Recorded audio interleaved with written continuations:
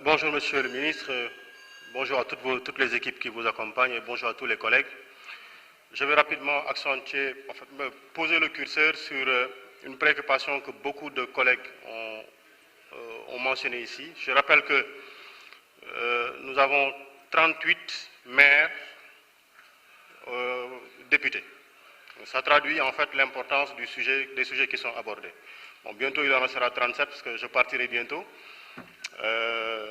en janvier normalement. Mais c'est juste pour dire sur la question d'abord de l'état civil. On revient sur la question parce que c'est une question extrêmement importante et qui pose énormément de problèmes. On en avait parlé en commission, je reviens là-dessus, parce qu'on a appris à l'université que la preuve de l'état et des personnes est établie par l'état civil. À la naissance, au mariage, la filiation, l'habitation, résidence, habitation, etc. Le décès, parce que la preuve devra être matériellement établie par un médecin, ou parce que ça arrive avec la disparition et l'absence. Tout ça, c'est établi par l'état civil, alors que nous avons énormément de difficultés avec l'état civil, parce qu'il y a des citoyens qui vivent comme vous et nous-mêmes dans cette cité-ci, et qui n'ont pas un état civil cohérent, qui n'ont pas un état civil patent. Ça pose énormément de problèmes, parce qu'au niveau des examens, on a des problèmes, au niveau du mariage, on a des problèmes. Même aujourd'hui, des enfants naissent, on doit leur faire des papiers, on dit ni le père, ni la mère ne disposent d'un état civil probant. Donc, tout ce qui est fait à ce niveau-là est extrêmement important.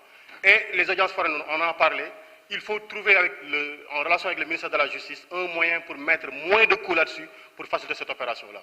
Évidemment, au niveau des municipalités, énormément d'opérations sont en train d'être faites pour faciliter cette régularisation au niveau de l'état civil, mais nous avons besoin d'un accompagnement effectif du ministère.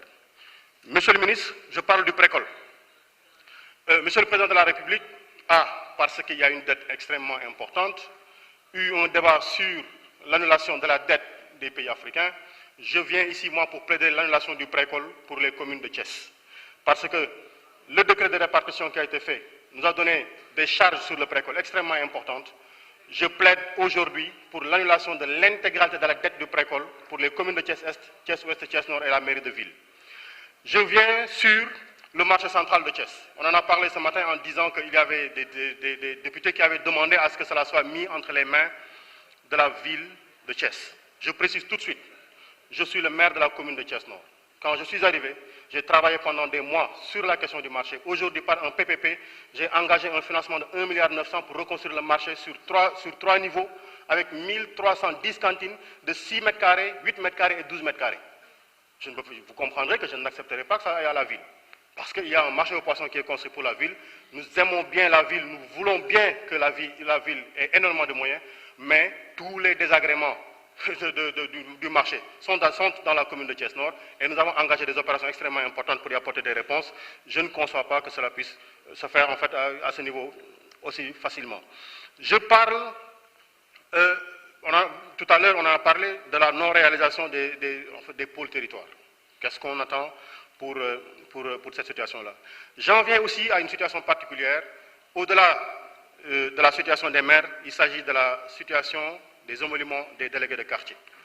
Ils ont énormément d'engagement, énormément de missions. J'en avais parlé au ministère de l'Intérieur. Je vous en parle parce que et les délégués de quartier et les chefs de village, aujourd'hui, avec la situation économique que nous vivons, il est important que l'on fasse quelque chose pour ces délégués de quartier-là et qu'on revoie à la hausse les émoluments qu'on leur donne parce qu'ils font énormément de travail du matin au soir et ils ne s'arrêtent pas de le faire. Donc, je voulais également attirer votre attention sur cette situation-là. Et enfin, sur la fonction publique locale, on en a parlé. Moi, en tant que maire, je soutiens les préoccupations qu'ils ont. Je soutiens totalement. Et qu'ils aillent en grève, je soutiens leur grève. Si je pouvais sortir avec eux pour aller rester chez moi, pour être en grève avec eux, je le ferais parce que je soutiens ce qui sont les préoccupations qu'ils ont. Le droit de grève est un droit qui est constitutionnellement garanti. Ils l'exercent parce qu'ils ont des préoccupations. Et il est important, comme on pense à tous les citoyens, qu'on puisse aussi le tourner un regard vers eux et régler définitivement cette question. Il ne faut pas qu'on prenne l'habitude de laisser pourrir des situations et un matin, donc, comme un sapeur-pompier, apporter des réponses. Il nous est possible, là maintenant, et nous, apporter des réponses. Monsieur le ministre, j'espère nous engager tous à trouver des solutions par rapport à la situation de la fonction publique locale, des enfants que nous avons, parce que les salaires, je le dis, avec tout le respect que je dois aux autorités que vous êtes, les salaires sont minables. Je suis vraiment désolé de le dire, mais ça se présente comme ça. Merci beaucoup, Salamat. La parole est à notre collègue El Hadji Oumar Youm.